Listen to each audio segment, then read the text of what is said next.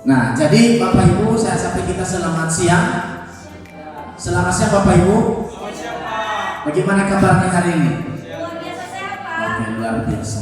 Nah, jadi Bapak Ibu, saya pada siang hari ini saya akan memaparkan kepada kita atau berbagi informasi berkaitan dengan budaya positif. Jadi nanti Bapak Ibu, dalam kegiatan ini adalah salah satu kegiatan aksi nyata yang saya laksanakan dalam kegiatan guru penggerak, ya, di mana beberapa kegiatan di sana salah satu adalah budaya positif. Jadi tentu Bapak Ibu, dalam budaya positif ini ya sedikit tidak pernah atau sering kita dengar ya budaya positif ini. Jadi Bapak Ibu, di sini saya akan memaparkan kepada kita sebagai aksi nyata saya dalam kegiatan guru penggerak berkaitan dengan budaya positif. Jadi Bapak Ibu, apa yang menjadi tujuan daripada kegiatan saya paparkan daripada kegiatan aksi nyata ini tentang budaya positif? Yang pertama Bapak Ibu adalah calon guru penggerak dapat menyampaikan informasi pembelajaran dari penerapan konsep budaya positif. Yang kedua adalah calon guru penggerak dapat menyampaikan pemahaman mengenai konsep-konsep inti dalam budaya positif. Nah, ini Bapak Ibu yang menjadi tujuan kita atau tujuan saya untuk berbagi kepada kita semua, ya. Dalam kegiatan ini bisa juga dilaksanakan dalam bentuk daring maupun dalam luring. Jadi saya pilih dalam luring Bapak Ibu, dan nanti kalau memang nanti ada dituntut kami untuk melaksanakan kegiatan ini secara daring, dan saya minta nanti kesediaan Bapak dan Ibu untuk bisa mengikutinya. Kemudian di sini tahap pertama ini adalah disiplin positif. Nah, di sini Bapak Ibu tentu pernah kita dengar apa itu disiplin positif. Nah, di sini Bapak Ibu ada makna daripada disiplin itu adalah berasal dari bahasa Latin disiplin yang artinya belajar.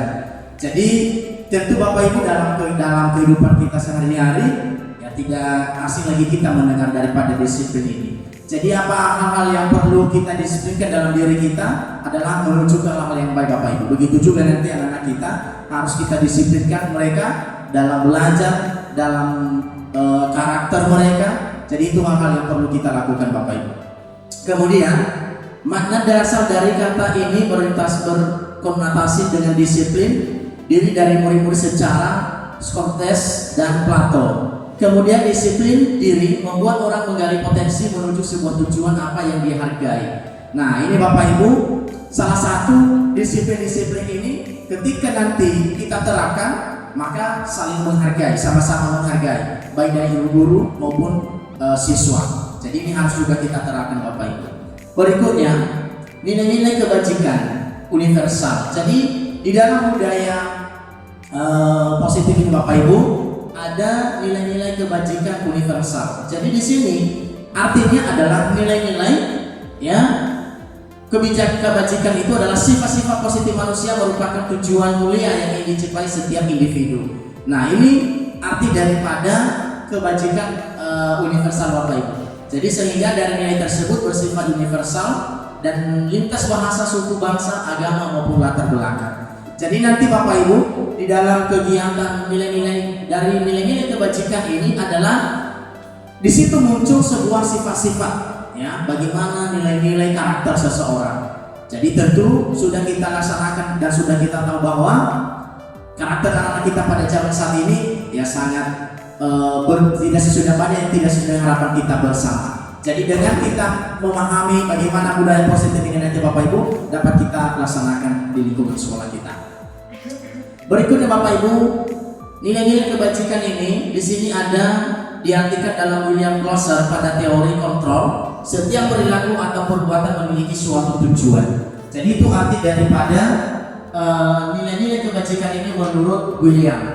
Dan menurut juga D.N. Glasser tahun 1998 bahwa dengan mengaitkan nilai-nilai ini pada diri anak-anak atau pada diri murid-murid pasti akan membentuk karakter mereka ke hal yang baik. Berikutnya Bapak Ibu adalah apa saja nilai-nilai kebajikan itu. Jadi nilai-nilai kebajikan itu ada di pedoman dalam profil pelajar Pancasila Bapak Ibu. Ini yang harus kita tingkatkan sekarang. Ya, ini yang harus kita tingkatkan sekarang. Ya, bagaimana profil diri anak-anak atau murid-murid pada saat ini. Jadi ada beriman, bertakwa kepada Tuhan Yang Maha Esa, dan berakhlak mulia, mandiri, bernalar kritis, berkebinekaan global, bergotong royong, dan kreatif.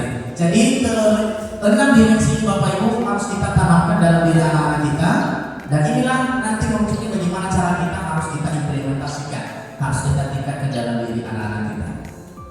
Kemudian Bapak Ibu, di sini pemahaman yang pertama adalah teori motivasi, hukuman, dan penghargaan dan restitusi. Jadi Bapak Ibu, mungkin ada juga pernah kita dengar bahwa hal ini pernah juga kita dengar, namun belum terimplementasi Bapak Ibu. Ya, kadang-kadang kita dalam ketiga aspek ini, teori motivasi, hukuman, dan penghargaan dan restitusi ini kemarin sudah saya implementasikan juga bagaimana pelaksanaan restitusi ini. Jadi sebenarnya Bapak Ibu tidak ada hukuman-hukuman secara fisik sebenarnya, itu dilarang. Jadi ini hal-hal yang perlu kita minimalisir dalam kegiatan dalam kehidupan kita sehari-hari, sehingga nanti Bapak Ibu dapat kita pahami bersama. Kemudian teori motivasi, Bapak Ibu sudah ada banyak teori-teori motivasi di sini. Yang pertama adalah untuk menghindari kenyamanan atau hukuman. Nah, ini yang pertama. Yang kedua adalah untuk mendapatkan imbalan atau penghargaan dari orang lain. Dan ketiga adalah untuk menjadi orang yang mereka inginkan dan menghargai diri sendiri dengan nilai-nilai mereka percaya.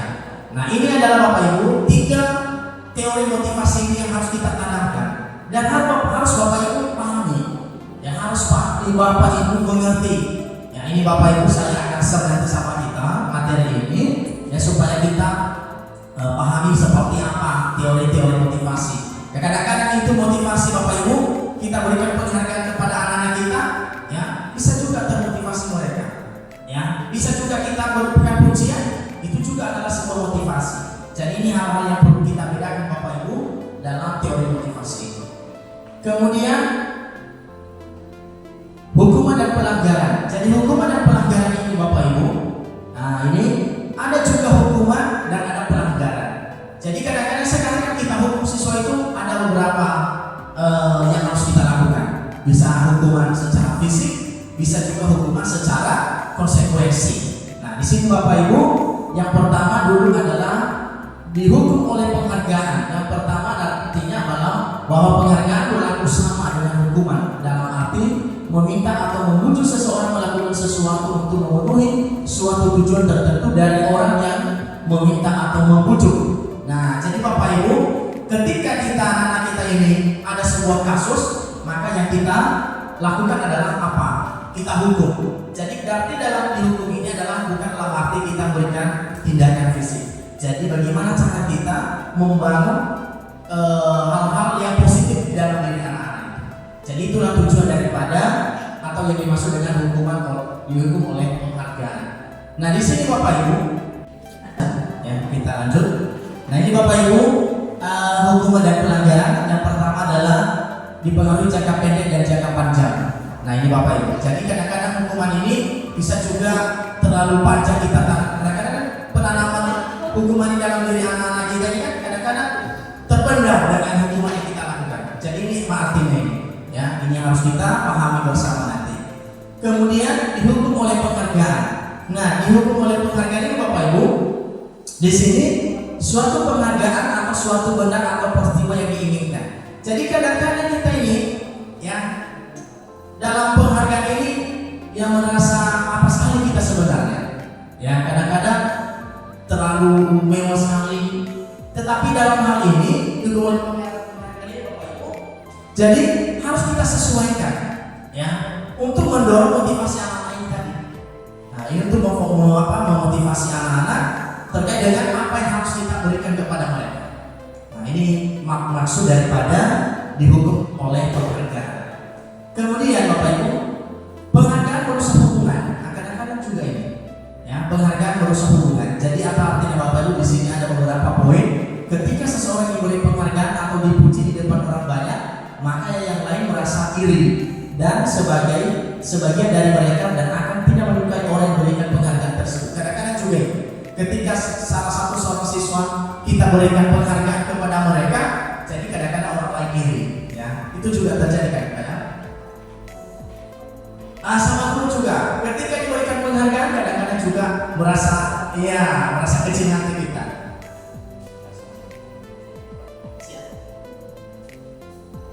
Nah, jadi Bapak Ibu sering terjadi. Jadi itulah tugas kita Bapak Ibu menganalisis sifat-sifat ini Bapak Ibu ya. Di nanti ada beberapa materi-materi dan poin-poin dalam hal penghargaan urusan hukum ini Bapak Ibu. Ini harus setelah saya pahami juga Bapak Ibu, dan memang perasaan saya juga memang harus kita ubah ya.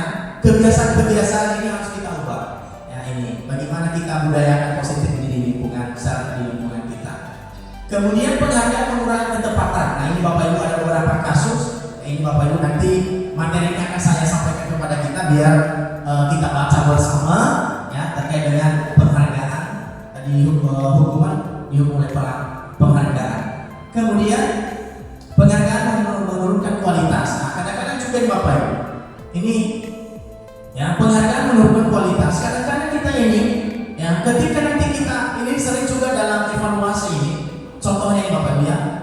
Ketika siswa kita ini kita anggap hebat, padahal kualitasnya tidak ada. Tidak ada kemampuan, tidak ada kompetensi. Ngomong saja tidak bisa. Itu sering juga. Ya Pak ya? Sering juga. Jadi ini Bapak Ibu yang harus kita kocek, yang harus kita bina. Nah, jangan kita jangan fokus kita dalam hal satu aspek. Ya, dalam satu aspek harus juga kita lihat dari berbagai aspek lain. Kemudian Bapak Ibu, penghargaan mematikan kreativitas. Jadi ini Bapak Ibu, ini salah satu contohnya. Murid-murid diminta berpikir mengenai hadiah atau penghargaan yang bisa mereka dapatkan bila berhasil menulis sebuah puisi. Kreativitas kelompok murid-murid menjadi berkurang dibandingkan dengan yang tidak diberitahukan tentang hadiah yang bisa mereka minta. Jadi kadang-kadang itu Bapak Ibu, bahwa murid-murid itu tidak mengharapkan sesuatu imbalan, tetapi mereka sungguh-sungguh. Jadi kadang-kadang kita ini orang sungguh-sungguh, kadang-kadang kita jatuhkan dan kita tidak berikan penghargaan. Jadi ini artinya. Jadi itu hal yang harus kita perbaiki Bapak Ibu dalam diri kita sebagai pendidik, supaya nanti anak-anak kita itu bisa termotivasi mereka berdasarkan nilai-nilai daripada budaya positif ini. Kemudian Bapak Ibu, penghargaan menghukum. Nah ini Bapak Ibu contohnya penghargaan menghukum mereka yang tidak mendapatkan penghargaan, misalnya dalam sistem ranking, mereka mendapatkan ranking kedua dan akan merasa paling dihukum. Nah artinya ini kadang-kadang kan yang ranking 2 ini merasa merasa rendah hati, merasa kurang semangat, padahal mereka punya kemampuan. Ya, pada zaman saat ini kan banyak hal-hal yang ada pandangan kita, siswa itu memang jujur dia, jujur, padahal kemampuannya kurang, ya kurang. Tapi ini harus kita nanti Bapak Ibu kita perbaiki, ya untuk melihat sejauh mana kemampuan dan nilai-nilai budaya positif ini atau nilai-nilai kebajikan di dalam diri anak-anak. Makanya dimunculkan dimensi P5 ini Bapak Ibu. Bagaimana bisa kita menumbuhkan ya karakter anak-anak berdasarkan aktivitas mereka dan sesuatu hal yang bisa membangun motivasi mereka atau kepribadian mereka Bapak Ibu. Kemudian motivasi dalam diri atau instriksi. Jadi Bapak Ibu di sini saat seorang anak-anak belajar untuk pertama kali menggabungkan huruf dan kata serta menyadari bahwa dia dapat membaca, timbul pijar di matanya dan sebuah senyuman di wajahnya. Anak tersebut begitu gembira bahwa ia telah mempelajari dan menguasai suatu keterampilan baru. Kesadaran akan kemampuannya bahwa dia sudah dapat membaca sejujurnya sudah merupakan sebuah penghargaan. Jadi kadang-kadang Bapak Ibu kita merasa bangga. Contoh kita punya kemampuan. Yang salah satu seperti Pak Fauza ini punya kemampuan dia untuk bahasa Jepang. Nah, ini contohnya Bapak Ibu. Jadi bangga dia bahwa dia sudah melaksanakan kegiatan dengan sungguh-sungguh. Satu penghargaan itu dia Bapak Ibu. Ya, ini kita apresiasi dulu sama Pak Fauza. Ini wujudnya Bapak Ibu bahwa artinya motivasi dari dalam dirinya itu namanya intrinsik Bapak Ibu. Ya, bimbing sungguh-sungguh. Kadang-kadang itu jadi guru tapi tidak menguasai materi Bapak Ibu. Ada juga ya, jadi guru tapi tidak menguasai materinya. Kenapa? Belum belajar, belum membaca, belum ada persiapan diri. Jadi ini nanti yang harus kita tumbuhkan ya pada diri anak-anak untuk menumbuhkan bagaimana cara mereka belajar ya, dan bagaimana cara mereka bekerja atau berinteraksi ya untuk meningkatkan karakter mereka dengan hal-hal yang baik. Nah ini Bapak Ibu, motivasi-motivasi ya yang harus kita dorong anak-anak dalam kegiatan budaya positif. Kemudian Bapak Ibu, apa itu restitusi? Jadi restitusi Bapak Ibu proses menciptakan kondisi bagi murid untuk memperbaiki kesalahan mereka sehingga mereka bisa kembali pada kelompok mereka dengan karakter yang lebih kuat. Ini ditemukan atau berdasarkan temuan dikemukakan oleh dosen 2024 Bapak Ibu.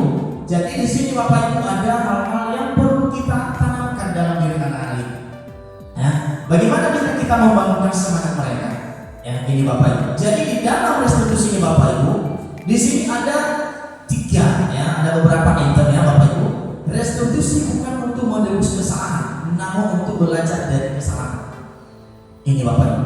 Ya, kalau kita simak bahasa atau kalimat ini, restitusi bukan untuk menebus kesalahan, namun untuk belajar dari kesalahan. Jadi bagaimana anak itu bisa memperbaiki kesalahannya? Kadang-kadang kita ini sudah bersalah Bapak Ibu, tapi kita menyembunyikan kesalahan kita. Yang kita menutupi kesalahan kita, itu tidak boleh. Jadi harus ada solusi-solusi yang lebih baik. Harus ada solusi yang dimunculkan oleh orang yang bersalah. Nah, ini harus kita temukan. Itu artinya restitusi Bapak Ibu, proses. Kemudian restitusi memperbaiki hubungan Bapak Ibu. Artinya memperbaiki hubungan ini bagaimana kita bisa memberikan motivasi, memberikan hal yang baik kepada anak-anak. Ya, ini nanti Bapak Ibu hal-hal yang perlu kita tumbuhkan dalam diri anak-anak supaya kita terlalu kadang-kadang dari guru sekali dan siswa kadang nggak peduli, kadang tidak pihak saling menghargai. Jadi ini yang harus kita tumbuhkan dalam diri murid nanti Bapak Ibu. Kemudian ya tujuannya untuk memperkuat Bapak Ibu, memperkuat hubungan erat atau hubungan kita dengan murid. Ya begitu juga si guru dengan guru itu kadang-kadang juga terjadi. Jadi ini artinya daripada restitusi memperbaiki hubungan. Kemudian Bapak Ibu, restitusi adalah tawaran bukan paksaan. Nah, ini bukan paksaan Bapak Ibu, ya artinya ini adalah yang dipaksa bukan restitusi yang sebenarnya, tetapi konsekuensi. Nah, ini yang seperti yang saya katakan tadi, bagaimana bisa kita menggali pemikiran anak-anak itu terhadap kesalahannya sehingga dapat nanti menyelesaikan bahwa sadarnya yang dia lakukan itu salah. Jadi itulah arti daripada restitusi adalah tawaran bukan paksaan. Kemudian restitusi fokus pada solusi Bapak Ibu. Nah, kadang-kadang ini sering pimpinan kita atau sering kita mengatakan bahwa memberatkan sering mengatakan mencari permasalahan sendiri, ya, mencari permasalahan sendiri, tetapi tidak bisa menyelesaikan. Padahal sepele yang harus kita lakukan sebenarnya itu sangat mudah. Tetapi karena kita ini mempersulit diri sendiri, ya bahasa negatif, ya mempersulit diri sendiri. Jadi ini harus kita pahami Bapak Ibu, yang harus kita lakukan bahwa fokus kita pada solusi. Anak-anak itu jangan kita tekan terhadap kesalahan mereka, tetapi bagaimana solusinya. Ya, seperti yang saya lakukan tadi, ada satu kasus tadi saya terima Bapak Ibu, ada guru melapor ke saya masalah spidol ini. Ini contohnya Bapak Ibu ya, spidol. Padahal sudah diberikan, tetapi dia minta ke saya, ini ada teman ini khusus ini. Jadi ini belum diberikan, padahal sudah diberikan. Jadi saya minta sama anak itu, sudah diberikan spidolnya? Sudah Pak. Di mana? Sudah tidak. Apa solusinya? Diberikan kembali. Ya kan? Kita minta solusinya. Ya, itu solusinya tepat. Diberikan kembali. Jadi solusinya lagi Bapak Ibu diberikan untuk digunakan pada saat itu. Inilah adalah spidol saya. Ini Bapak ya, itu solusi. Itu contoh. Ya. Ini berbagi saya Bapak Ibu untuk mengimplementasikan bagaimana bisa kita memudayakan budaya positif ini di dalam pembelajaran dan di dalam kehidupan kita sehari-hari antara guru dengan si murid Bapak Ibu. Itu contoh. Kemudian ciri-ciri restitusi Bapak Ibu ini, ciri-cirinya Bapak Ibu belajar dari kesalahan bukan menebus kesalahan, memperbaiki hubungan, menawarkan bukan memaksa. Restitusi diri adalah cara terbaik, menuntut untuk melihat ke dalam diri, mencari kebutuhan dasar yang mendasari tindakan, berfokus pada karakter bukan tindakan, kemudian berfokus pada solusi, dan terakhir adalah mengembalikan murid yang berbuat salah pada kelompok. Nah ini Bapak Ibu ya, jadi ini yang harus kita pahami bersama, bagaimana ciri-ciri institusi ini dan dapat kita selesaikan nanti dan dapat kita laksanakan dalam pembelajaran kita. Kemudian Bapak Ibu, keyakinan kelas. Nah ini Bapak Ibu, kadang-kadang keyakinan kelas ini sering disebut peraturan kelas, Bapak Ibu. Ya, peraturan sekolah. Jadi ini Bapak Ibu, keyakinan kelas ini artinya adalah nilai-nilai keselamatan atau kesehatan ini yang kita buat sebagai suatu keyakinan atau nilai-nilai kebajikan universal yang disepakati secara tersirat dan tersurat lepas dari latar belakang suku, negara, bahasa maupun agama. Jadi ini Bapak Ibu tidak ada istilahnya perbedaan. Jadi kalau seandainya hari ini Bapak Ibu sepakat kita mengikuti bosok, maka sepakat. Ya, kalau kita harus sepakat pada dalam proses, contohnya selama proses kegiatan, tidak boleh melihat handphone, fokus dalam mendengarkan atau menyimak informasi, maka itu adalah salah satu kesepakatan kita. Ini harus diterapkan nanti Bapak Ibu. Ya, ini Bapak Ibu yang harus kita terapkan. Saya akan sampaikan ini supaya masing-masing wali kelas nanti Bapak Ibu membuat keyakinan kelas. Ini opennya nanti setelah saya berikan pemahaman ini, setiap masing-masing kelas atau masing-masing guru mata pelajaran membuat keyakinan kelas dalam proses pembelajaran. Ini ya Bapak Ibu, ini ada contohnya nanti Bapak Ibu. Nah ini contoh yang sudah saya buat Bapak Ibu, keyakinan kelas sebagai luaran daripada salah satu tugas yang saya lakukan dalam guru penggerak Bapak Ibu.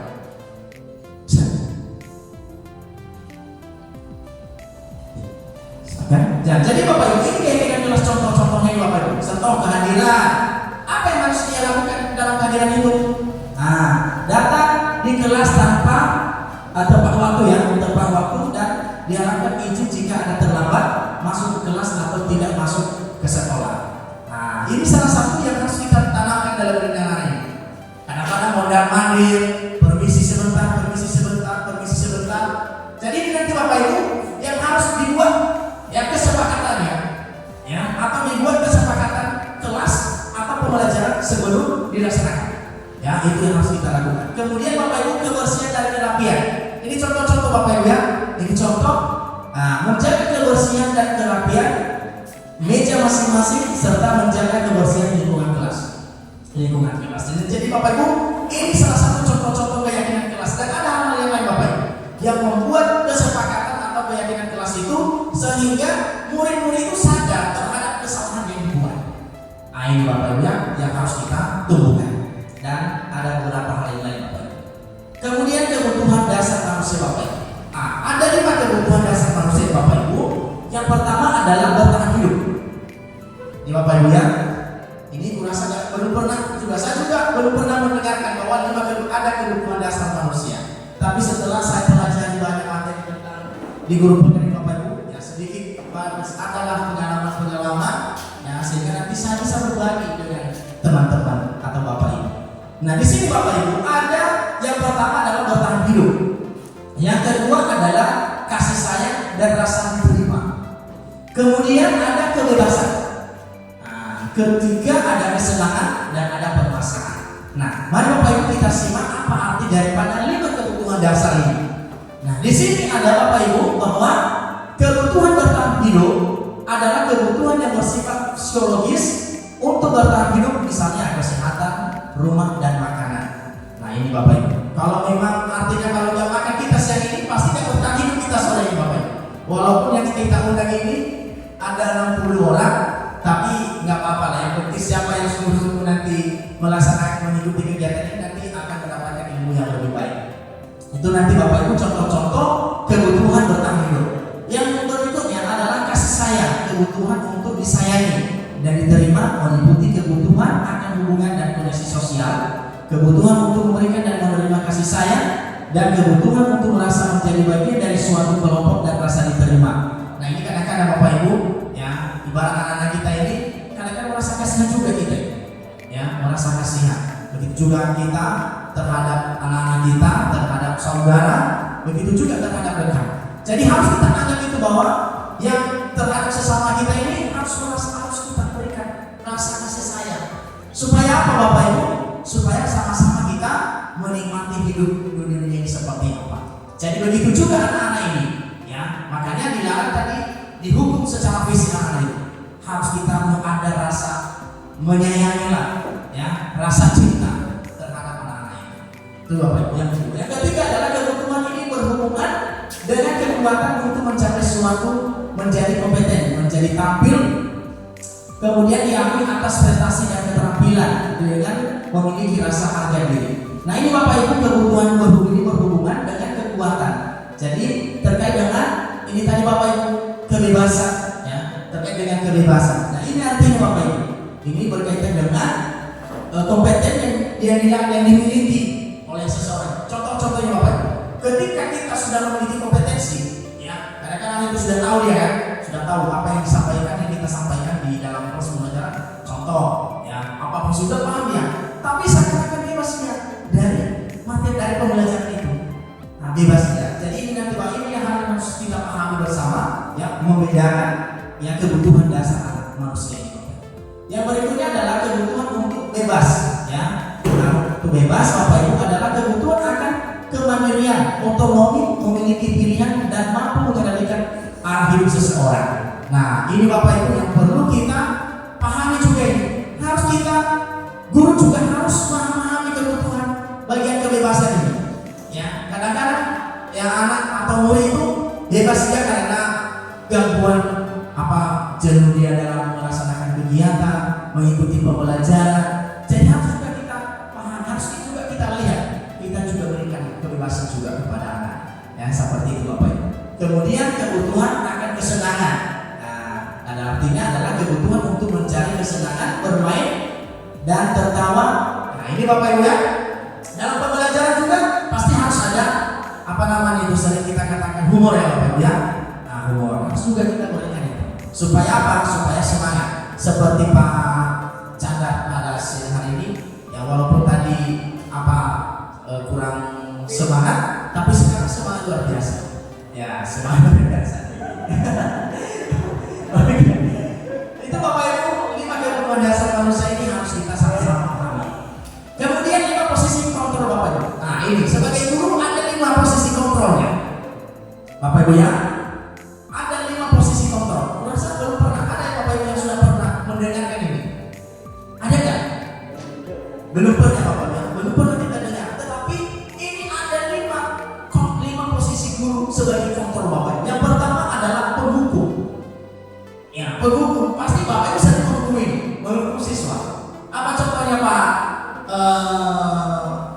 Agrani? Contoh yang pernah Bapak lakukan dalam menghukum sebagai posisi penghukum. Apa kira-kira? Seperti apa hukuman yang Bapak berikan? Iya. Apa hukuman yang Bapak berikan dalam posisi kontrol penghukum?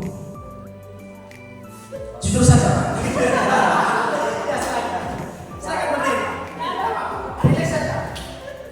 Baik,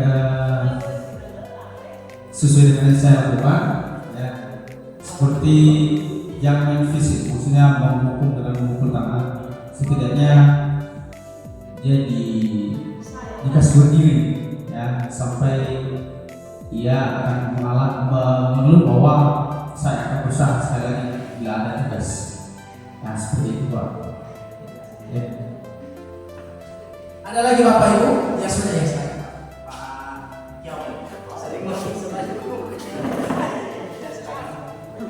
Ini berada pada dasar dihukum oleh Ibu Fahru tentang perlindungan. Ya, saya tahu. Baik, terima kasih. Hukuman yang biasanya saya lakukan kepada siswa misalnya melanggar aturan yang berlaku di sekolah, itu mungkin dari pelajaran ataupun peraturan yang sudah berlaku di sekolah. Yang pertama, kadang saya mengeluarkan dari kelas, tapi nanti setelah jam kerja saya, jam pembelajaran saya selesai, baru saya panggil kembali di kelas, baru kemudian saya tegur. Kadang saya tarik kulit panas ini dan kemudian saya cewek. Dan kemudian kadang saya suruh untuk push up, kadang saya suruh sit up. Kadang tidak perempuan, tapi kadang saya suruh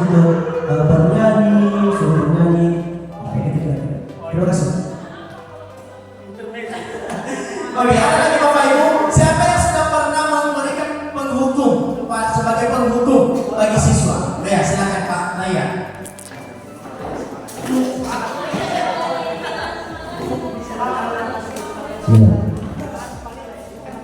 Ya maaf dengan segala hormat kepada pimpinan atau sebagai Bapak narasumber pada siang hari ini. Jadi tentunya kepada pimpinan sudah ditolak kita sebagai hukuman dalam pelaksanaan pembelajaran dalam kelas 4 besok ini. Jadi saya sudah pernah melaksanakan kegiatan saya dalam pembelajaran. Jadi pembelajaran janji perda itu wajib diselesaikan di rumah. Terkadang kalau bisa masuk atau memeriksa terkadang baru mengerjakan tugasnya. Jadi ada hukuman yang pernah saya kasih, terkadang ada saya suruh berempat, semoga tidak akan telah bisa berjongkok, dan kedua ada juga yang pernah saya kasih, semoga kesempatan telah bisa berjanji rolling kelas, semoga kepada rekan kelas atau kepada kelas yang lain bisa berjanji, atau salah satu juga kepada dewan guru bisa berjanji semoga kesalahannya itu tidak berulang lagi. Nah terkadang juga karena zaman dulu pernah saya lakukan, kalau nggak salah sejak tahun 2012 karena saya mengajar di situ, saya pernah siswa pernah memberikan penghormatan bendera. Nah pernah saya lakukan seperti itu. Jadi berlaku situasi pada waktu itu Pak. Jadi ada beberapa hukuman, ada satu pun sebagaimana atau bisa pun 1 sampai 10 terkadang situasi yang kita lakukan pada hari tersebut. Jadi demikian Pak. Jadi mohon maaf dulu kalau terlalu banyak saya kita bisa terima kasih aku. Kita berikan dulu plus sama kepala ya, luar biasa. Oke, Bapak Ibu ya, sangat luar biasa dan memang itu adalah tindakan yang kita lakukan, ya penghukum. Jadi banyak Bapak Ibu guru sekarang masuk melakukan tindakan posisinya penghukum. Jadi kemarin kita sama-sama Bapak Ibu melihat bagaimana item kedua ini posisi pembuat merasa bersalah. Nah ini Bapak Ibu, ada 5 bagian posisi ini. Ada penghukum, pembuat merasa bersalah, sebagai teman, sebagai pemantau, dan sebagai manajer. Bapak Ibu, kelima ini harus kita posisikan kita seperti yang dilakukan, yang disampaikan oleh Bapak dan Ibu guru yang memberikan tanggapan terkait dengan 5 posisi guru dalam kontrol. Yang pertama adalah sebagai penghukum. Ada yang memberikan tindakan push up, kemudian berdiri, kemudian dikasih di luar.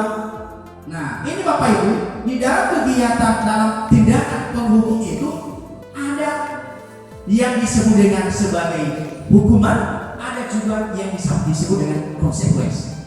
Dari yang disebutkan dengan hukuman ini, contoh seperti yang disampaikan yang dilakukan oleh Pak Agrani tadi adalah suruh berdiri. Berapa menit Pak?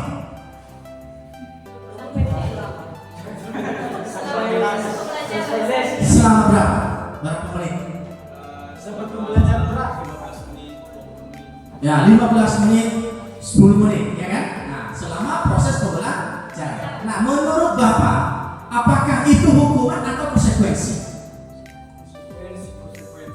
Konsekuensi. Nah contoh, saya ambil dari yang disampaikan oleh Pak kasus yang dilakukan oleh Pak Bere, menghormati bendera selama berapa menit Pak? Atau selama setengah hari? 1 jam? Oh 15 menit. Nah kira-kira menurut Bapak itu sebagai hukuman atau konsekuensi Pak?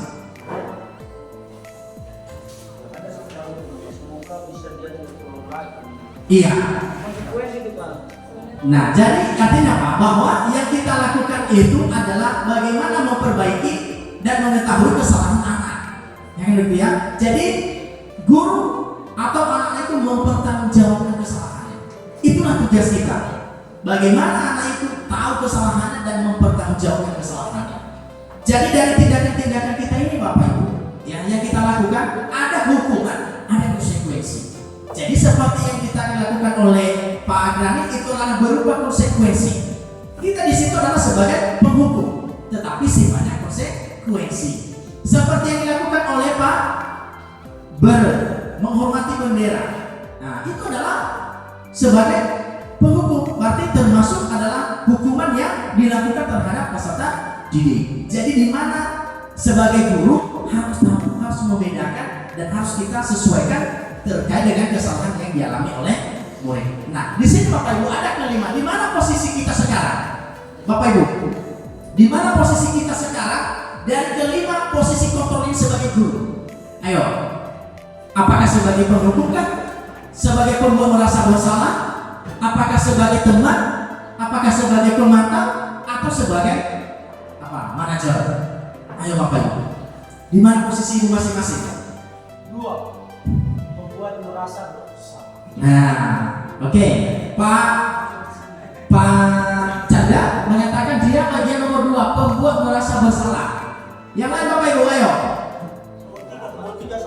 Nomor 3 sebagai teman.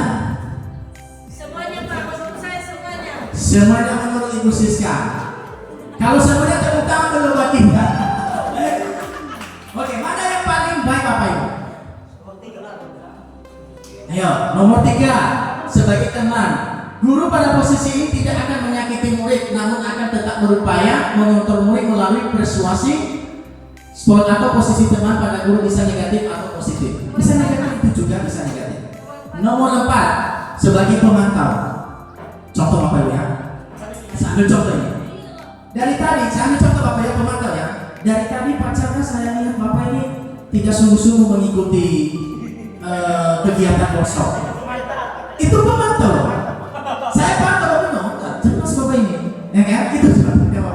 Pemantau itu contohnya Bapak Ibu ya harus. Contoh ini, anak-anak sementara colek-colek temannya. Nah ini, nah kenapa nggak tepat kamu? Ini Bapak sedang mengajar. Pasti ada Ibu ya, ada kan? Pernah dialami Bapak Ibu seperti itu? Kenapa? Pernah. Jadi itulah contoh pemantau Bapak Ibu. Nah di mana Bapak Ibu? Ayo, manajer nomor 5 Bapak Ibu. Itulah posisi kita sebagai guru. Kenapa nomor 5 itu Bapak Ibu sudah menyangkut dari ketiga poin ini? Ya, dari pembuat teman, pemantau dan manajer. Ketiga itu sudah merangkum di dalam sebuah manajer. Guru itu sebagai manajer mampu mengontrol, mampu mengolah pembelajaran, perilaku murid mampu dia. Jadi itu Bapak Ibu harus kita berupaya melaksanakan demikian. Nah ini Bapak Ibu restitusi. Ya, segitiga restitusi ini sudah saya terangkan kemarin Bapak Ibu ada saya buat 2 kasus. Ya, ada 1 kasus terkait dengan tidak terlambat sekolah dan tidak mengerjakan tugas. Dan ini nanti Bapak Ibu kalau memang ke depannya ini kita buat ini nanti salah satu workshop untuk pengimbasan. Ya, pengimbasan kepada Bapak Ibu bagaimana bisa kita menyelesaikan sebuah kasus siswa.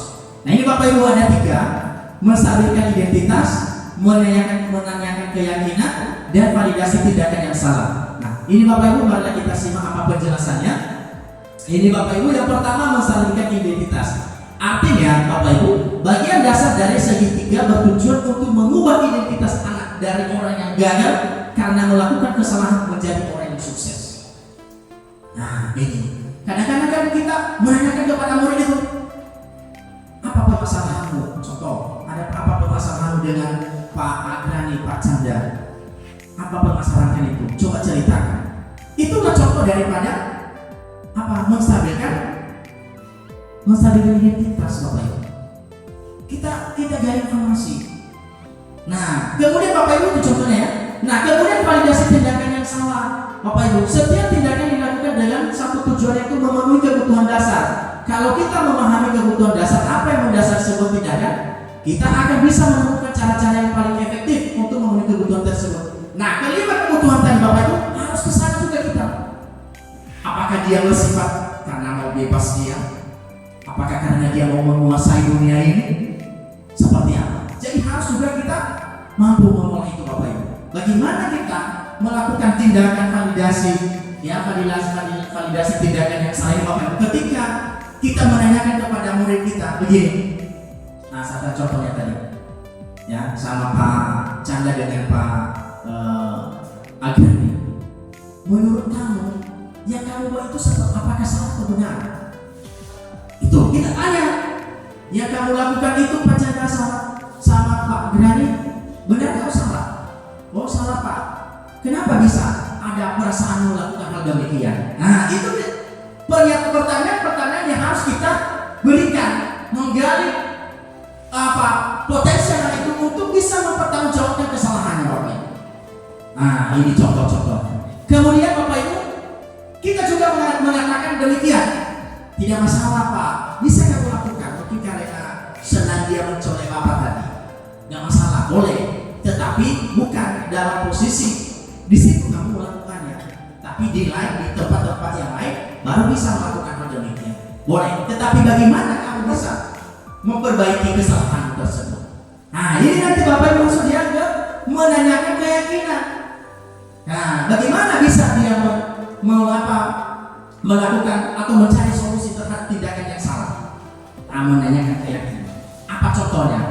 Bahwa satu keyakinan tadi yang sudah saya sampaikan Bapak Ibu dalam pembelajaran, contohnya harus tertib dalam mengikuti pembelajaran. Nah, contohnya membuat keyakinan Bapak Ibu, ya, kembali cara untuk menghargai bahwa caranya itu harus dibuat keyakinannya.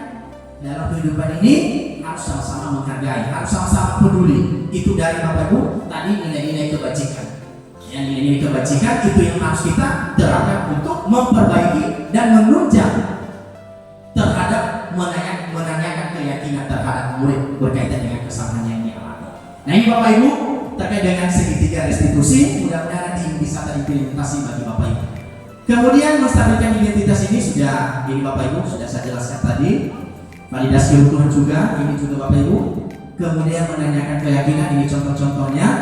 Kemudian, nah ini yang terakhir sekali saya sampaikan kepada kita semua bahwa budaya positif ini Bapak Ibu marilah kita sama-sama menerapkan dalam diri kita dan dalam lingkungan pembelajaran kita di lingkungan sekolah, ya, bahwa kita Bapak Ibu sebagai guru bukan penghukum, ya, bukan penghukum, namun sebagai manajer untuk memanajemen perilaku, ya, yang dilakukan oleh siswa. Dan bukan juga hanya siswa, kita sebagai guru juga mampu kita kontrol, mampu kita memanajemen.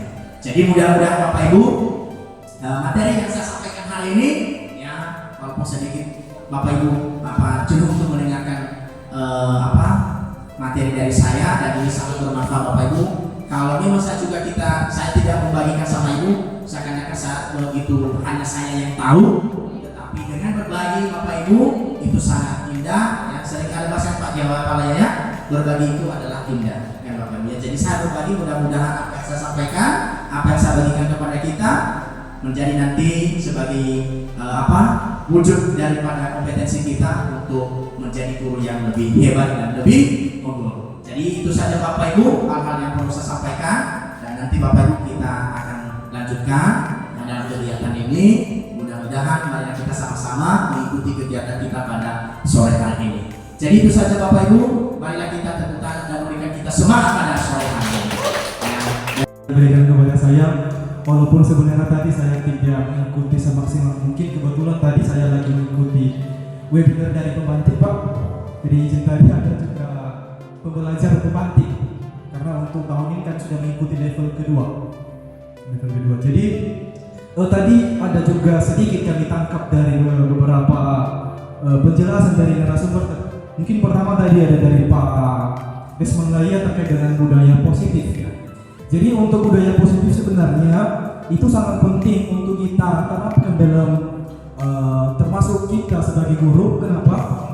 Itu budaya positif ini misalnya adalah aturan-aturan atau misalnya norma-norma dalam pembelajaran atau misalnya dalam sekolah, ya.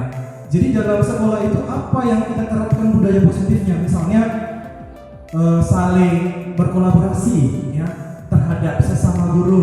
Jadi dalam sekolah itu sebenarnya diwajibkan guru-guru saling kolaborasi, di mana pasti di antara Bapak Ibu guru pasti tidak semua kita ini sempurna, pasti ada kelemahan. Jadi wajib kita rekan guru yang sejawat, wajib kita saling kolaborasi. Kita tanya, ya, kita diskusikan terkait dengan pembelajaran kita. Jadi itu dengan budaya juga, termasuk budaya positif juga itu. Jadi wajib kita terapkan dalam di sekolah, di lingkungan sekolah. Jadi bukan hanya di dalam sekolah, di dalam kelas juga terkhusus, ya, dalam pembelajaran kita. Jadi budaya kita selama ini kalau misalnya dalam kelas, ya. Jadi ketika tahu kita siswa di dalam kelas itu melakukan kesalahan, langsung interview, langsung pukul, ya. Tetapi yang sebenarnya perlu kita telusuri dulu, ya. Tanya dulu baik-baik, ya. Jadi jangan langsung hantam main pukul, ya. Tetapi kita coba dulu panggil siswa tersebut yang membuat kesalahan. Jangan di depan kawan-kawannya, karena siswa itu merasa tertekan kalau kita langsung tegur siswa tersebut. Tadi ada beberapa penjelasan belajar dari Bapak Ibu guru tadi terkait dengan kasus-kasus siswa. Jadi kalau boleh jangan Bapak Ibu untuk langsung tegur di depan teman-temannya, karena itu juga mengganggu daripada mental siswa. Tertekan dia, merasa malu terhadap teman-temannya. Kalau boleh empat mata panggil dia. Jadi tanya baik-baik, kenapa kamu melakukan ini dan seterusnya. Demikian dari saya dulu Bapak. Baik, terima kasih kesempatan yang sudah diberikan kepada saya dalam menyampaikan refleksi kita pada acara workshop pada sore hari ini. Walaupun kita hanya beberapa orang saja di ruangan ini yang sudah bertahan, tetapi saya yakin kita yang bertahan ini menyala. Baik, ada dua topik tadi yang sangat tertarik yang sudah disampaikan oleh Bapak narasumber kita. Yang pertama tadi Bapak R.S. Laia menyampaikan bahwa budaya positif, ya. Jadi mungkin Bapak Ibu, budaya positif ini baru pertama saya sendiri baru pertama sekali saya mendengarnya, ya, apalagi budaya positif untuk pembelajaran di sekolah. Nah, jadi selama ini saya menyadari bahwa kalau misalnya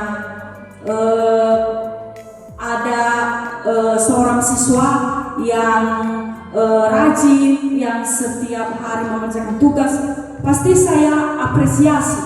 Artinya saya selalu kasih permen atau bentuk coklat biar siswa yang sudah semakin aktif itu lebih giat lagi untuk belajar, mengerjakan tugas. Nah, sementara saya tidak memikirkan bahwa memberi penghargaan kepada satu orang itu ternyata ada juga hal positif kepada siswa-siswi yang lain. Nah, jadi bukan hanya juga penghargaan kepada siswa yang aktif, tetapi kita juga sebagai guru, sebagai saya, menyadari bahwa perlu juga dikasih apresiasi kepada siswa yang memang di dalam kelas itu diam dan kurang aktif. Itu dulu yang saya tangkap. Kemudian yang kedua, selama ini kalau ada siswa yang kurang misalnya membuat kesalahan, ada kasusnya misalnya sering tidak mengerjakan tugas, saya sering sekali menyuruh siswa untuk berdiri di dalam kelas sambil angkat kaki. Ya, Bapak Ibu. Jadi saya sering menyuruh mereka untuk angkat kaki, berdiri sambil angkat kaki selama ya sampai mereka mengeluh. Jadi sebenarnya beda mereka guru zaman dulu kita dengan zaman yang sekarang. Jadi ada 5 tadi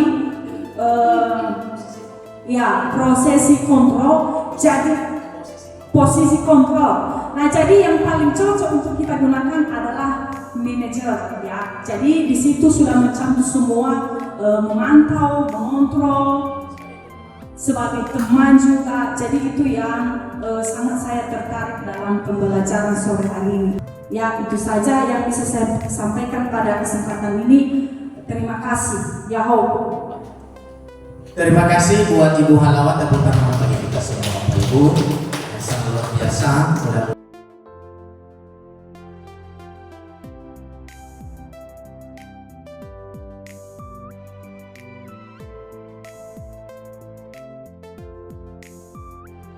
Oke, selamat siang. Siang, Pak. Bagaimana kabarnya siang? Baik, sehat, Pak. Kenal saya. Sudah, Pak.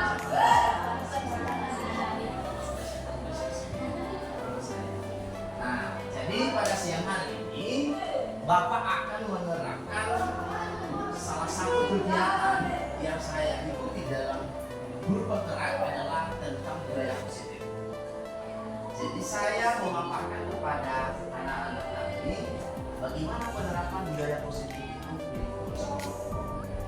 Yang lalu Bapak sudah mau menyampaikan. Nah, ini salah satu tujuan Bapak hari ini adalah menyampaikan seperti apa budaya positif itu di dalam lingkungan sekolah atau di dalam kelas. Nah, jadi dengan hal itu, maka topik kita hari ini yang Bapak sampaikan adalah penerapan budaya positif melalui keyakinan kelas. Keyakinan kelas ya. Nah, nama saya ini. Nah, jadi anak kami kita akan membutuhkan waktu kurang lebih 30 menit lewat dalam sesi ini. Mudah-mudahan bisa anak-anak kami nanti bisa memahami apa yang Bapak sampaikan pada siang hari ini. Ini adalah demi untuk SMK dan UGM. Nah, pada saat ini yang menjadi tujuan yang saya sampaikan ini adalah peserta didik dapat memahami budaya positif melalui keyakinan kelas. Yang kedua, peserta didik dapat memahami dan menerapkan konsep-konsep keyakinan kelas. Dan ketiga, peserta didik dapat membuat keyakinan kelas berdasarkan kesepakatan. Nanti Bapak akan kita buat sebuah kesepakatan. Ya, kalau sudah nanti kita buat, maka Bapak nanti akan mendesain dan akan membuat nanti kita cetak di sebuah kertas, ya, kita leketkan nanti di kelas ini. Bisa dipahami ya? Bisa, Pak. Oke, berikutnya budaya positif. Nah, budaya positif ini adalah berasal dari bahasa Latin disiplina, yang artinya belajar. Ya, disiplin. Kemudian, maka asal dari kata ini berkonotasi dengan disiplin dari diri murid, dari murid Socrates, ya, Socrates dan Plato. Jadi inilah salah satu bentuk daripada kalimat disiplin ini. Kemudian disiplin diri membuat orang menggali potensinya menuju sebuah tujuan apa yang dia hargai. Kemudian artinya lagi, namun dalam budaya kita memaknai kata disiplin telah berubah menjadi sesuatu yang dilakukan seseorang pada orang lain untuk mendapatkan kepatuhan. Kemudian kecenderungan umum adalah menghubungkan kata disiplin dengan ketidaknyamanan, bukan dengan apa yang kita hargai atau pencapaian suatu tujuan yang mulia. Jadi artinya budaya positif ini adalah bagaimana bisa seseorang itu menghargai diri kita ketika kita sudah menerapkan dalam kehidupan kita. Maka dalam di kelas ini seandainya ada sesuatu kesepakatan bagaimana cara kita menerapkan sebuah disiplin ini. Contoh, tidak boleh terlambat. Tidak boleh terlambat masuk di dalam kelas. Maka ini yang harus kita jadi patokan kita untuk menerapkan budaya disiplin ini di dalam kelas. Berikutnya, sini adalah keyakinan kelas. Apa itu keyakinan kelas? Yaitu nilai-nilai keselamatan atau kesehatan. Inilah yang disebut dengan sebagai suatu keyakinan. Ya, ada kata keselamatan atau kesehatan. Kemudian nilai-nilai kebajikan universal yang disepakati secara tersirat dan tersurat lepas dari latar belakang, suku, negara, bahasa maupun agama. Artinya di dalam sebuah keyakinan kelas ini tidak ada perbedaan pandangan. Ya, dimanapun dan siapapun harus kita terapkan, harus kita lakukan. Jangan ada satu aturannya ini, satu aturannya. Tidak boleh. Tetapi itulah yang disebut dengan keyakinan kelas, suatu keselamatan. Apa yang harus kita lakukan di situ supaya kita tidak melakukan hal-hal yang tidak baik, yang tidak baik. Jadi tidak ada perbedaan. Itulah asli dari artinya daripada keyakinan kelas ini. Artinya tidak ada perbedaan terhadap orang lain, tidak ada perbedaan terhadap sesama. Artinya satu kesatuan yang harus kita kuantitas. Itu artinya keyakinan keras. Apa tujuannya? Kenapa harus kita lakukan? Tujuannya apa? Supaya kita selamat. Supaya kita tidak melakukan hal-hal yang tidak sesuai dengan keinginan orang lain.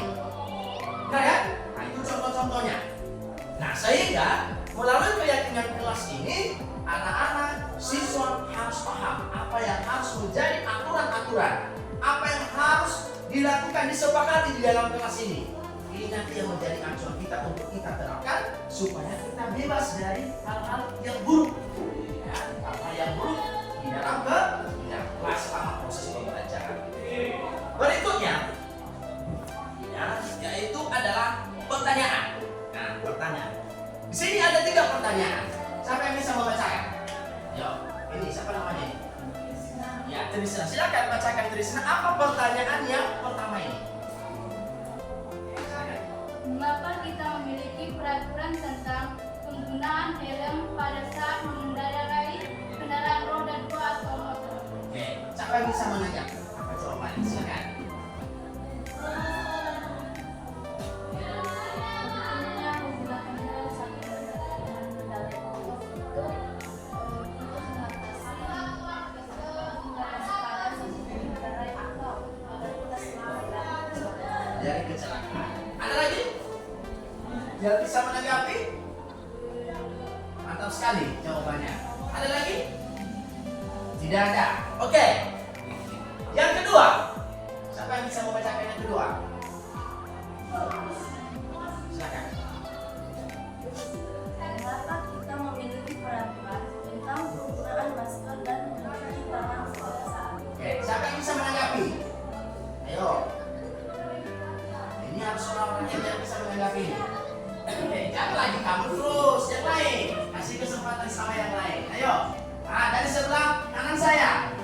Oke, ayo, siapa? Ayo. Tapi nggak pernah cuci tangan kalau makan ya? Ya, tapi kenapa? Yang pernah pakai masker? Pernah. Tapi kenapa harus tidak pakai? Kenapa harus cuci tangan? Untuk menjaga kebersihan. Ada lagi? Terhindar dari kuman. Mantap sekali ya. Jadi itu yang tujuannya kita buat peraturan-peraturan ini. Ya, ada tadi supaya kita selamat pada saat mengendarai, supaya tidak terjadi kecelakaan yang kita selamatkan dalam diri kita, jiwa raga kita, nyawa kita, ya kan? Nah, coba kalau memang ada orang yang mengendarai tidak menggunakan helm, jadi kecelakaan jauh bisa meninggal kita.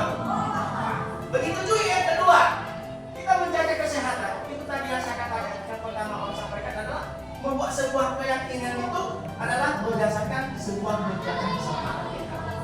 Ya, menjaga kesehatan.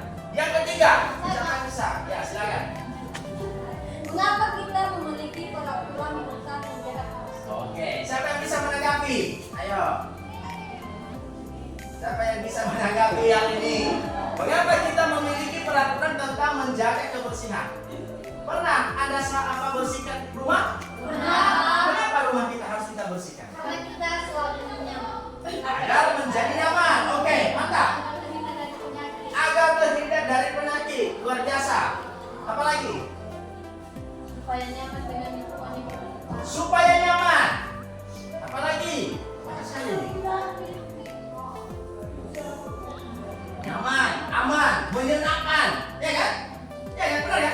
Kalau sudah bersih tempat kita seperti tempat kita saat ini, yang mungkin karena situasi dan kondisi sedikit tidak nyaman.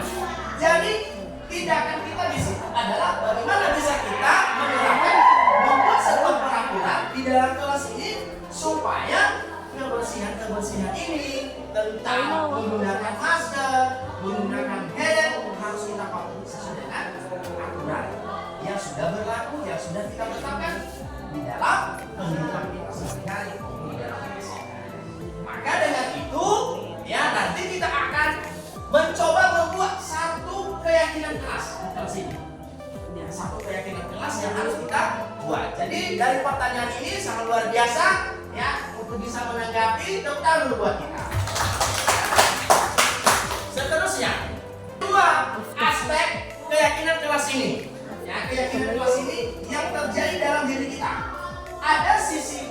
negatifnya dan ada sisi positifnya. Nah, apa kira-kira sisi negatifnya ini? Sisi negatifnya.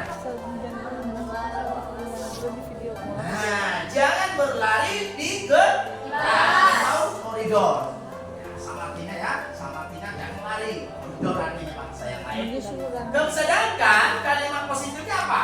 Jangan di kelas atau koridor. Oke, apa perbedaannya? Apa perbedaannya? Berlari dengan berjalan. Apa perbedaan? Ya, satu-satu. Apa? Oke. Oke, silakan. Karena jika berlari itu sama-sama tidak menghargai orang yang ada di ketika kita berjalan, kita bisa menghargai orang yang berlari. Betul sekali. Tepuk tangan dulu, Pak. Oke. Menurut kalian siapa? Silakan. Sudah sama pendapatnya. Coba ulang apa pendapatnya. Oke, jadi itu hal-hal yang perlu kita bedakan. Ya kan? Itu yang harus kita bedakan di dalam kehidupan kita. Ada sisi kalimat positifnya, ada juga kalimat yang negatifnya. Benar yang kalian katakan bahwa kalau lari itu ketika kita ada atau ada orang kan di rumah kita atau di depan kita lari seakan ya kan? Tetapi kalau kita jalan seperti biasa, tetapi harus tunduk. Jadi itu namanya sopan. Jadi itulah bahasa-bahasa atau kalimat positif ketika kita membuat sebuah keyakinan. Ini ya, contoh ya kan, masuk ya kan, tapi ya kan, jalannya bagus. Untuk jalan pelan-pelan aja jalannya, itu caranya. Kemudian apa contoh keyakinan kelas lagi? Ini satu keyakinan kelas. Saya ambil contohnya nih, pentingnya menjaga kebersihan di dalam kelas. Kenapa harus pentingnya kita menjaga? Seperti yang Bapak sampaikan, supaya sadar kita dengan kesempatan. Benar kan? Kalau memang kita tidak tahu, kita tidak memahami apa arti daripada pentingnya sebuah kebersihan itu, bisa saja kalau seperti ini kan? Ya kan? Seperti ini. Tidak perlu kita sapu, tidak perlu kita pen dan segala macam. Itulah hal-hal yang perlu kita tumbuhkan di dalam diri kita sebagai murid. Kemudian keyakinan kelas yang kedua adalah pentingnya menghargai sesama. Kenapa penting menghargai sesama? Karena jika kita tidak menghargai sesama, maka kita tidak menghargai kita. Dan jika kita menghargai sesama, maka mereka juga menghargai kita. Oke, karena sama-sama pentingnya sama-sama menghargai. Kalau seandainya kita tidak menghargai walaupun kita sebaya, kita harus sama-sama manusia, tetapi harus saling menghargai. Kita hargai di bawah umur kita hargai di sederajat dengan kita, yang lebih dewasa dengan kita, yang lebih tua harus juga kita bedakan cara untuk menghargai. Itulah artinya. Jadi maka dengan itu di dalam kelas ini saya ada sebuah sampel ini supaya nanti bisa dibagikan ke masyarakat yang lain. Jadi ada nanti dalam siapa orang kelasnya? Pak Chandra. Oh, Pak Chandra ini sangat luar biasa ini, pasti orang keren gitu. Jadi nanti kita buat coba apa menjadi keyakinan kelas. Jadi ya Bapak sudah menyiapkan lembaran kecil ini. Silakan buat keyakinan menurut Anda apa yang harus kita buat keyakinan dalam kelas ini. Saya tidak butuh waktu 5 menit. Boleh ya? Boleh, Pak. Siapa yang bisa lagi? Mau apa warnanya pun oke. Bisa dicokar ya. Tentang apa saja? Contoh yang ada di dalam kelas ini, apa yang harus kita buat? Satu keyakinan kelas.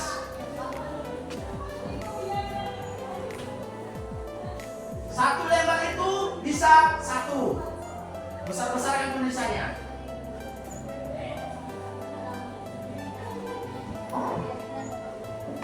Kasih lagi. Bagian ini. Kasih satu-satu ini lagi depan ini. Dua-dua lembar. Cari apa yang menjadi keyakinan kelas kita.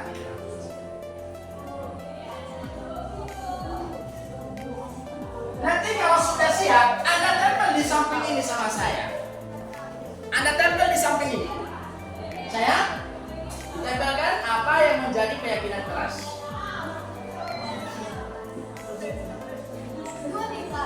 Iya, 2. Silakan. Saya kasih waktu 5 menit. Yang membuat satu masing-masing keyakinan kelas menurut Anda harus dilaksanakan di dalam kelas ini. Oke. Silakan. Saya kasih waktu 5 menit.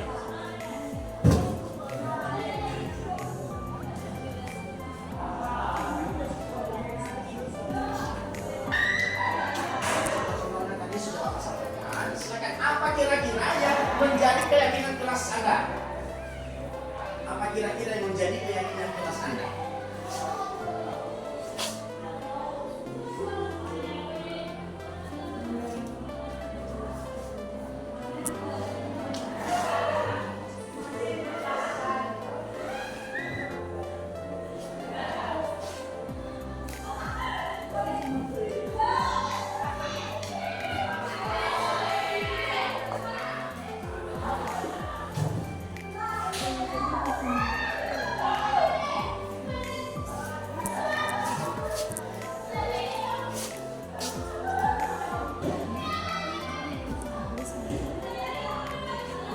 Apa? Yang penting apa menurut Anda?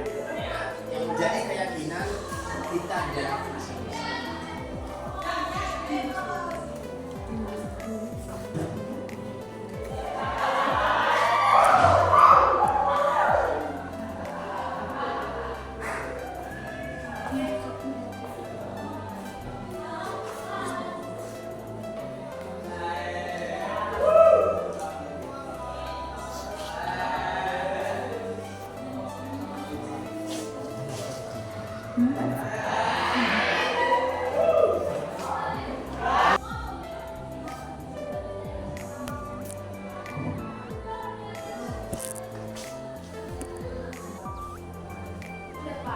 Sudah?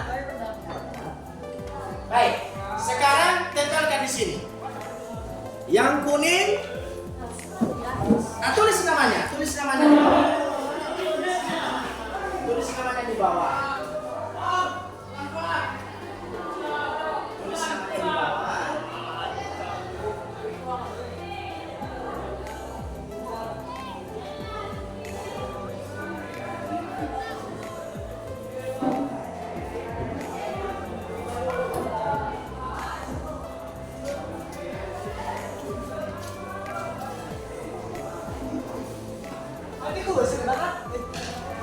Oke.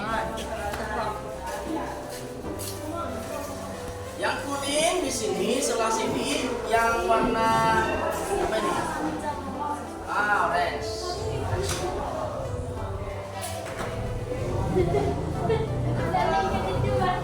Di sini yang lengkapnya ini. Terbaliklah. Oke, tulislah. Kuning sini kasih. Kamu jangan cek ke bawah.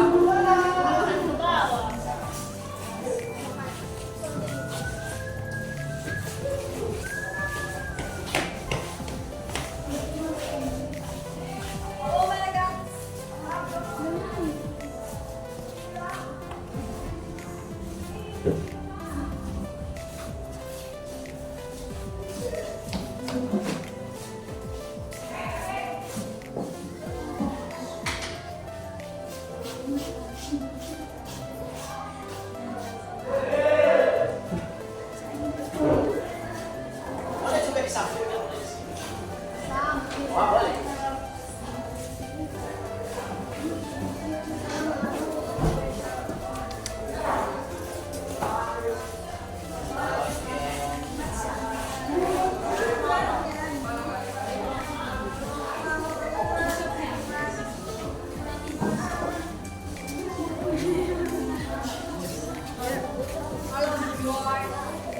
Oke, saya minta satu orang menanggapi, melihat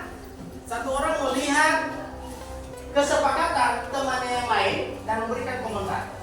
1 atau 2 orang.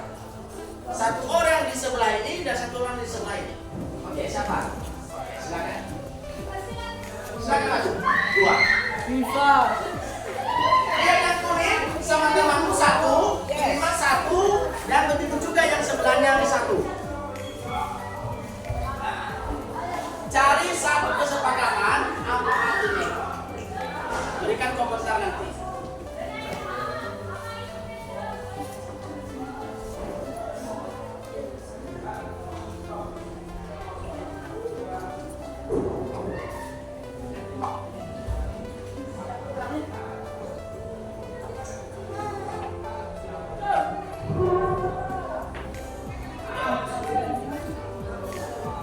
Satu menit aja.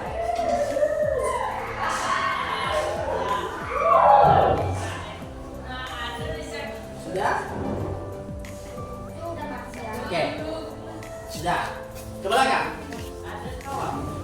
Ke belakang. Sudah? Belakang. Siapa pertama? Menanggapi apa yang kamu lihat dari kesepakatan salah satu temanmu? Silakan berdiri. Iya, apakah sudah sesuai yang ditulis temanmu tersebut? Dan kira-kira apa maksud daripada kesepakatan itu? Ayo.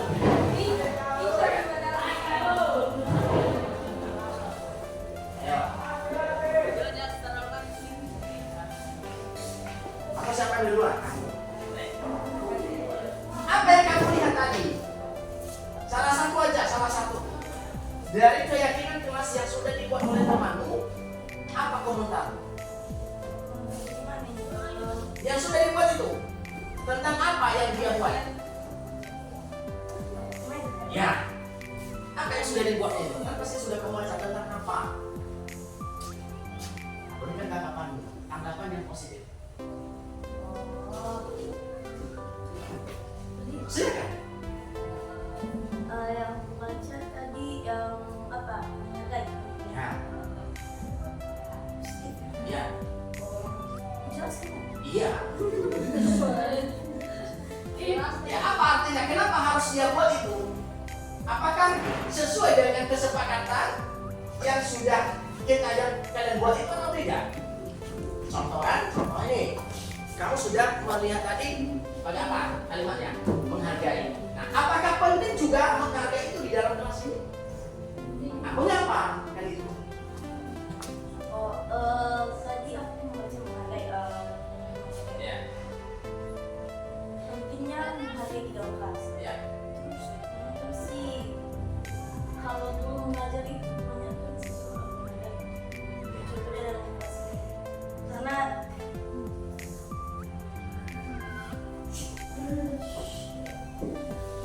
pentingnya menghargai. Contohnya saling menghargai. Kalau contohnya kita tuh nggak menghargai itu, pasti dia itu nggak menghargai. Nah, gimana? Menghargai sesama.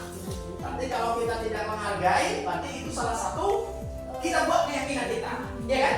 Kita buat keyakinan supaya dapat kita menghargai guru, menghargai sesama yang harus kita lakukan di dalam kelas. Itu pentingnya. Berarti harus juga kita buat satu keyakinan kelas ini adalah saling Menghargai. Oke, tepuk tangan dulu buat.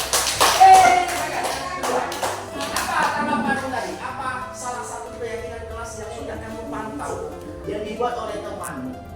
Saya tadi baca ada tulis karena itu semua termasuk kehidupannya tentang menjaga kebersihan, dan menjaga keberkatan. Dan belajar menjaga keberkatan. Kenapa? Islam itu menjaga keberkatan itu baik dalam keyakinan kelas. Kenapa? Biar kita bisa menjaga tutur kata kita bedakan ketika kita bicara dengan teman-teman. Nah itu mengapa ada keyakinan kelas dengan menjaga keberkatan.